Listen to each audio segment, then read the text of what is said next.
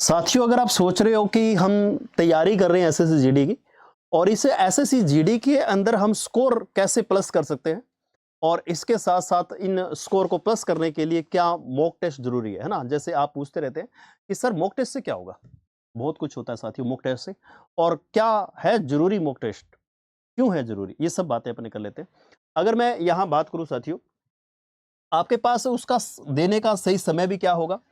और अगर आप 140 प्लस नंबर लाना चाहते हैं अपने इस एसएससी जीडी के एग्जाम के अंदर, तो फिर ये वीडियो आपके लिए है ना। यहाँ अगर मैं बात करूं, सबसे पहले हमें मॉक टेस्ट क्यों जरूरी है उसके ऊपर बात कर लेनी चाहिए कि सर उस मॉक टेस्ट से होगा क्या। आप सभी साथी जो तैयारी कर रहे हैं, सिर्फ अपने ऐसा नहीं है कि सिलेबस पूरा करते जा रहे हैं, आप थ्योरी पढ़ते जा रहे हैं और फिर आप मॉक टेस्ट ना दें, तो फिर इससे क्या होगा, आपकी जो तैयारी है वो आधी अधूरी रह जाएगी, आपका फाइनल सिलेक्शन नहीं हो पाएगा। लेकिन फाइनल सिलेक्शन अगर आपको लेना है तो फिर आपको टेस्ट देना जरूरी है। पहली बात तो ये आपको जरूर ध्यान रखना है। अगर मैं इस टेस्ट की बात करूं तो क्यों देना चाहिए मैं टेस्ट?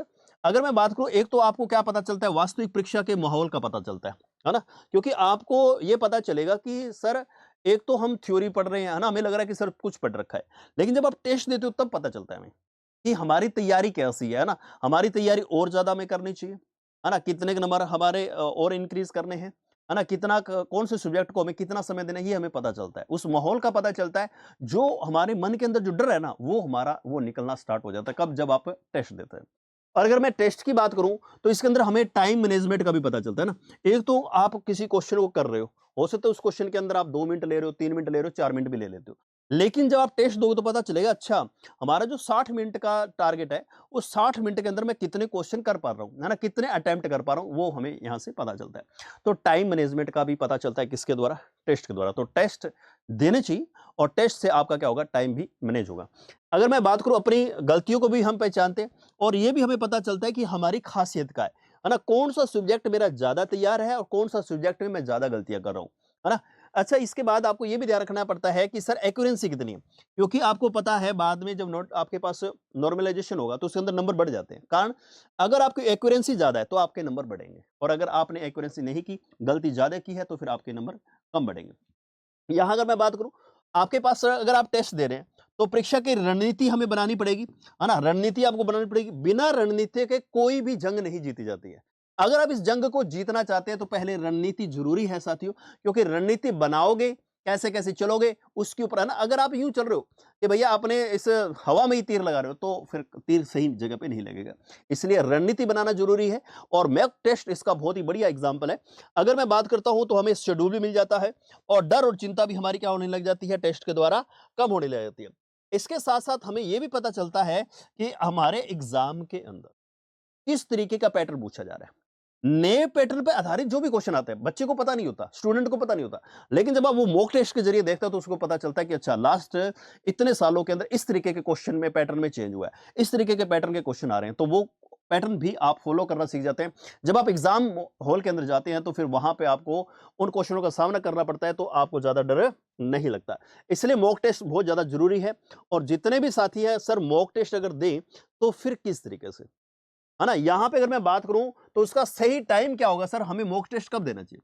सबसे पहले तो साथियों, अगर आप तैयारी कर रहे हैं तो आपका सिलेबस पूरा करो यार, है ना? अगर आपने कंप्लीट सिलेबस नहीं कर रखा कोई दिक्कत नहीं। आपने अगर 50% भी सिलेबस कर रखा है, 50% भी, ठीक है? अगर आपने 50% भी सिलेबस कर रखा है, तो आपको वीकली टेस्ट देना चाहिए।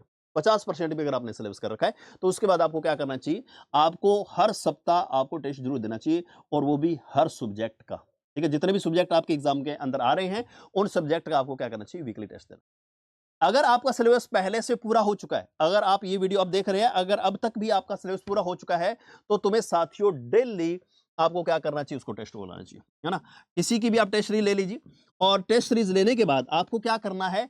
यहाँ पे डेली टेस्ट लगाना है उन साथियों का जिन्होंने सिलेबस पूरा कर रखा है। ठीक है ना? सिलेबस पूरा है तो डेली टेस्ट लगाइए। उसके ढेर सारे फ़ायदे हैं।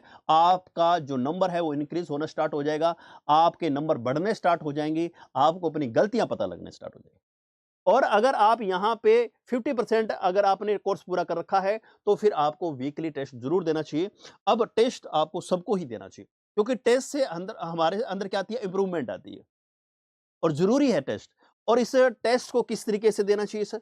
यहाँ पे अगर मैं बात करूं तो इस टेस्ट से हमारे अंदर क्या होता है, एक तो टाइम मैनेज पता चलता है कि सर हमारे जो पेपर है 60 मिनट का पेपर है ना, 60 मिनट के अंदर कौन से टेस्ट को या कौन से सब्जेक्ट को हमें कितने टाइम देना चाहिए। अगर मैं रीजनिंग की बात करूं तो 15 मिनट काफी है। आप बोले सर 15 मिनट में हो जाएगा? हो जाता है। जिन्होंने फाइनल सिलेक्शन लिया है उनका 15 मिनट में होना चाहिए, सबका होना जरूरी नहीं है। जिनको फाइनल सिलेक्शन लेना है 15 मिनट के अंदर रीजनिंग करिए। अच्छा, अगर मैं बात करूं हिंदी को आप 10 मिनट दे सकते हैं, और उसके बाद अगर मैं बात करूं जीके जीएस का, यहां पे 7 से 8 मिनट गया तो अधिकतम आप 10 मिनट ले सकते हो। अधिकतम आप 10 मिनट ले सकते हो किसके लिए? अगर मैं जीके जीएस की बात करूं। और अगर आप मैथ की बात करें तो थोड़ा सा समय आपको ज्यादा मिल रहा है, यानी 20 मिनट। 20, 30, 40 और 15, बताइए कितने? 55। 55 मिनट आपको लेने हैं। बोले सर 60 मिनट का होता है, तो यहां पे 55 मिनट सुनिए कैसे करना। अपने आप को मैनेज करना है। 55 मिनट के अंदर आप वो क्वेश्चन तो सारे के सारे देख जाएं उस एग्जाम हॉल के अंदर जो आपके 1 से लेकर 80 तक है। ठीक है, आपके पास क्या कुछ क्वेश्चन थोड़े से मॉडरेट लेवल के डाले जाते हैं और आपको बाकी जो क्वेश्चन है वो क्या होते हैं, इजी होते हैं। तो कहीं ऐसा ना हो कि आप अपने दिमाग के साथ यूं जंग कर ले, अपनी जिद कर ले, है ना, और अपने एटीट्यूड पे ले ले कि नहीं इस क्वेश्चन को तो मैं करके ही आगे निकलूंगा, तो फिर आप वहां फंस जाएंगे। इसलिए 1 से लेकर 80 क्वेश्चन तक आपको देखना जरूरी है, और उन क्वेश्चन में बहुत सारे क्वेश्चन ऐसे हैं जो इजी होते हैं। कई बार क्या होता है, हम एक क्वेश्चन में अटक के बैठ जाते हैं और उसके अंदर 2, 3, 4 मिनट भी ले लेते हैं। उसके बाद अगर आप ट्राई करेंगे तो आपको इसके अंदर टेस्ट से ये भी पता चलेगा कि हमें उनके अंदर उलझ के भी नहीं बैठना है। बहुत सारे क्वेश्चन ऐसे होते हैं जो इजी लेवल के हैं और वो क्वेश्चन हमारे छूट जाएंगे। इसलिए आप क्या करिए, कम से कम 50 से 55 मिनट के अंदर अपना एक बार राउंड जरूर लगा लीजिए 80 क्वेश्चन का, और उनमें से वो क्वेश्चन कर डालिए जो इजी है, जो बहुत कम समय लेने वाले हैं।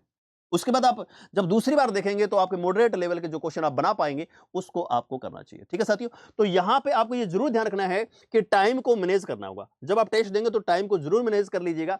अगर मैं यहां बात करूं, अगर आप पेपर अटेम्प्ट कर रहे हैं तो उसका सेकंड रूल क्या होना चाहिए, सुनिएगा। एक तो आपको यह ध्यान रखना है कि सबसे पहले आपको स्टार्टिंग के 50 मिनट के अंदर क्या करना है, इजी जो क्वेश्चन है, इजी जो स्किल जहां लग सकता है कि देखते ही आपका क्वेश्चन हो जाए, वो क्वेश्चन आपको करना है, क्योंकि सभी क्वेश्चनों के नंबर बराबर है। ठीक है जी, पहले में आपको ये करना है। उसके बाद बचे हुए जो 10 मिनट है उसके अंदर आपको क्या करना है, मॉडरेट लेवल को देखना है, या फिर अगर आपके पास मैं बात करूं टफ वाले जो है ना, अगर मतलब कोई हार्ड क्वेश्चन है तो उसको कोशिश करिए कि आप छोड़ दीजिए, क्योंकि नंबर सबके बराबर हैं। आपको वो क्वेश्चन वहां से निकालने हैं जो आपको आते हो और वो जल्दी आप कर पाए। ठीक है ना। अब एग्जाम सभी देंगे लेकिन वो सबको ही 60 मिनट मिलने हैं आपको। उन 60 मिनटों में से आप कितने ज्यादा क्वेश्चन कर पाते हैं वो ज्यादा जरूरी है। इसके लिए आपको पहले इजी जो क्वेश्चन है वो कम से कम 50 मिनट में आपको देख लेने चाहिए। बचे हुए 10 मिनटों में आपको 7 से 8 क्वेश्चन और देख लेने चाहिए। कैसे?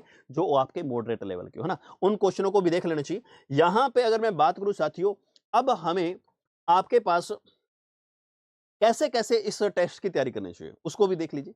यहां अगर मैं बात करूं, आपके पास क्या हो साथियों, जितने भी आप टेस्ट दे रहे हो, जैसे स्टार्टिंग में आपने 2, 3, 4 टेस्ट दिए, आपको अपनी गलतियां पता चल जाएगी, है ना, कि मैं क्या गलतियां कर रहा हूं टेस्ट के अंदर। यहां पे रीजनिंग के अंदर मेरा नंबर कम बन रहा है या ज्यादा बन रहा है, मैथ के अंदर कम या ज्यादा, है ना, कहां पे मेरे को दिक्कत आ रही है, तो उसका एनालिसिस जरूर कीजिए। अब जो भी आप गलतियां कर रहे हो उसको लिख लीजिए। जैसे मान लो आपने बहुत सारी गलतियां की है, वो एक जगह लिख लीजिए, और फिर जब आप क्या करिए उसको 1 सप्ताह बाद, 1 वीक के बाद जरूर चेक करिए कि भई इस तरीके की मेरी गलतियां रही है, उनको आपको पढ़िए।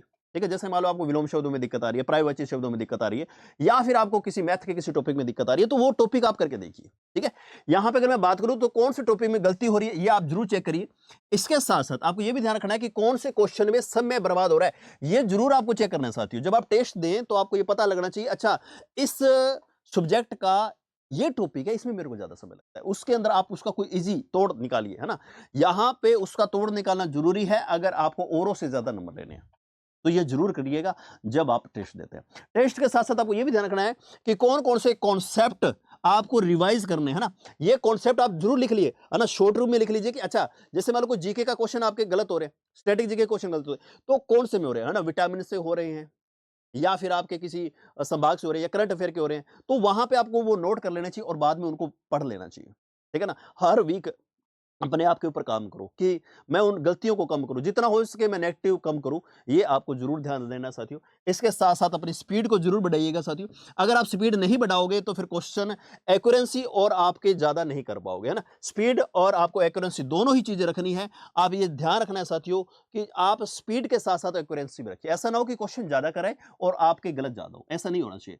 अब आप क्वेश्चन भी ज्यादा करिए और साथ के साथ सही करिए, तब आपका सिलेक्शन सुनिश्चित होगा साथियों, वरना आप इस दौड़ से बाहर हो जाएंगे। तो अगर आप सभी साथी इस तरीके के लिए तैयार हैं, तो आपको एक मैं स्पेशल बात बता देता हूं साथियों। आप क्या करिए, अब आपको जितने भी रॉन्ग क्वेश्चन हुए उनको क्या कर लेना चाहिए, आपको नोटबुक में जरूर लिख लेना चाहिए कि मेरा ये क्वेश्चन गलत हुआ है। एक बार कोई बात नहीं, गलत हो गया उसको लिखिए, नोटबुक में लिख डालिए। अब दोबारा जब पढ़ोगे, 3 बार जब आप पढ़ोगे, तो आप वो कभी गलत नहीं होगा, वो कभी गलत नहीं होगा आपका, वो जो भी आपका क्वेश्चन होगा। रोज के मॉक टेस्ट में जो रॉन्ग क्वेश्चन आते हैं उन्हें हमें क्या कर लेना चाहिए, नोटबुक में। बिल्कुल ठीक कहा सर आपने। हफ्ते में एक बार सारे रॉन्ग क्वेश्चन को ना रिवाइज कर लो। अगर जीके का है तो पढ़ डालो, अगर मैथ का है तो है ना, उसकी प्रैक्टिस कर दो, रीजनिंग का उसकी प्रैक्टिस कर दो, हिंदी का है तो फिर उसका क्या कर दो, एक बार पढ़ लो कि वहां पे क्यों गलत हुआ था, है ना, हमने शुद्ध अशुद्ध कहीं गलत कर दिया था क्या, या हमने एकार्थक शब्द गलत कर दिया था क्या, प्राइवेसी गलत कर दिया था, तो वो सारे आप वापस पढ़ लीजिए जितने भी आपके होंगे, है ना। आप एक हफ्ते बाद हर वीक आपको इसका करना चाहिए सर। अब आप क्या करिए, जो भी आपका नेक्स्ट मॉक टेस्ट होगा उसके अंदर आपको ये जरूर ध्यान रखना है कि जो मैंने पिछली गलतियां की है, अब की बार वो गलतियां मैं न, है ना, वो गलतियां अब की बार मैं ना करूं। और मेरे को पता है अब सभी साथी इसके ऊपर काम करेंगे और अपनी गलतियों को सुधारेंगे, है ना। अगर आप बोलेंगे कि सर अब हमें इसको कैसे अंजाम दें, तो स्पेशल आपको मैं बता देता हूं साथियों।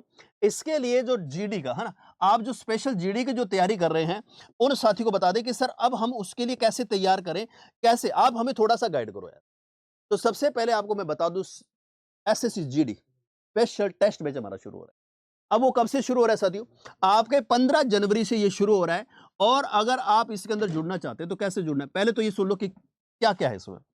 30 दिन 30 टेस्ट चलेंगे, 30 दिन 30 टेस्ट, इनको आपको देना साथियों। आप ऑनलाइन जुड़ सकते हैं हमारे साथ, है ना। आपके ऐप के अंदर किस किस तरीके से जितने भी टाइप के नए टाइप जो आ रहे हैं, जितने भी कॉन्सेप्ट आ रहे हैं, वो सारे के सारे क्वेश्चन इसके अंदर डाले गए होंगे। आपको एक्यूरेंसी को ध्यान रखते हुए, अपने टाइम को मैनेज करते हुए, जो जितनी भी मैंने बातें पीछे बताई हैं, वो सारी के सारी इसमें आपको ध्यान रखनी है। और हमारे टीचरों ने, है ना, जो इसके स्पेशलिस्ट है, उन्होंने ये टेस्ट तैयार किए हैं। अगर मैं यहां बात करूं, 30 दिन के अंदर 30 टेस्ट होंगे आपके। और अगर आप देखेंगे तो एवरी टेस्ट का होगा आपको वीडियो डिस्कशन भी मिलेगा। अपनी तैयारी को ना इस लेवल पे ले जाइए साथियों कि आप बाद में ये ना पूछो कि सर मेरिट क्या जाएगी, आप ये मत पूछना। क्यों, क्योंकि जब आपकी तैयारी बहुत ज्यादा अच्छी हो जाएगी ना, तो फिर आपको पूछने की जरूरत नहीं। अगर आप में से कोई फ्रेशर बच्चा है, या उसने 30% या 40% भी सिलेबस कर रखा है, तो उसको भी टेस्ट देने स्टार्ट कर लेने चाहिए। अगर आप टेस्ट नहीं देते हो, तो आप क्या करते हो, एग्जाम के अंदर सबसे ज्यादा गलतियां करते हो, जिसके कारण आप बाहर हो जाते हो। तो अब ये टेस्ट कैसे लेना सर, ये टेस्ट बैच हमें कैसे मिलेगा, वो आपको मैं बता देता हूं। जितने भी साथी, 30 टेस्ट बहुत हो जाते हैं यार, 30 टेस्ट, 30 की प्रैक्टिस करोगे, आपका लेवल ही अलग हो जाएगा, सबसे अलग का लेवल हो जाएगा आपका। और इसके लिए तुम्हें क्या करना है साथियों, आपको एप्लीकेशन पे जाना है, ठीक है, और वहां से ये ऐप डाउनलोड कर लेना है। एंड्रॉइड वाले जो भी एंड्रॉइड फोन रखते हैं, उनको अरोड़ा क्लासेस के नाम से ऐप डाउनलोड करना है। जब आप ये ऐप डाउनलोड कर लोगे, तो अब इस कोर्स को लेने के लिए आप ये लिख लेना, एसएससी जीडी टेस्ट बैच। जैसे भी आप एसएससी जीडी टेस्ट बैच लिखोगे, तो आपके पास कोर्स आएगा। अब उसके अंदर जैसे क्लिक करोगे ना, जैसे मान लो ये फोटो आ गई एसएससी जीडी टेस्ट बैच के लिए, जैसे इसके ऊपर क्लिक करोगे, आपसे एक अमाउंट मांगेगा। वो अमाउंट आपकी शायद हो सकता है कि 700 प्लस होगी, लेकिन उसको क्या करना है, आपको बिल्कुल लो ग्रेड पे लेके आना है कि भाई सर कम हो जाए। तो उसके लिए आपको एक काम करना है, नीचे ये कूपन कोड लगाना है। नीचे आप जब स्क्रॉल करोगे, हैव ए कूपन कोड, आप इस पे क्लिक करके यहाँ पे लिखना AC 180। जैसे ही आप लिखोगे, ये आपकी ये जो कोर्स है ना, ये जो आपके टेस्ट सीरीज है, वो मात्र 299 रुपए की आपको मिल जाएगी। ठीक है, ये जो टेस्ट सीरीज है, ये आपके लिए स्पेशल बनाई गई है और आपके टारगेट तक पहुंचने के लिए बनाई गई है। इसके लिए तुम्हें कोड क्या लगाना है, मैंने फिर बता दिया, AC 180 ये लगाइएगा, आपको डिस्काउंट मिल जाएगा, मात्र 299 रुपए की ये टेस्ट मिल जाएगा आपको। और अच्छे तरीके से आप इसकी तैयारी कीजिए। अगर आप में से कोई एप्पल फोन रखता है ना, एप्पल का फोन रखता है, तो उसके लिए अलग ऐप है, इसके अंदर जाइएगा, माई इंस्टीट्यूट के नाम से।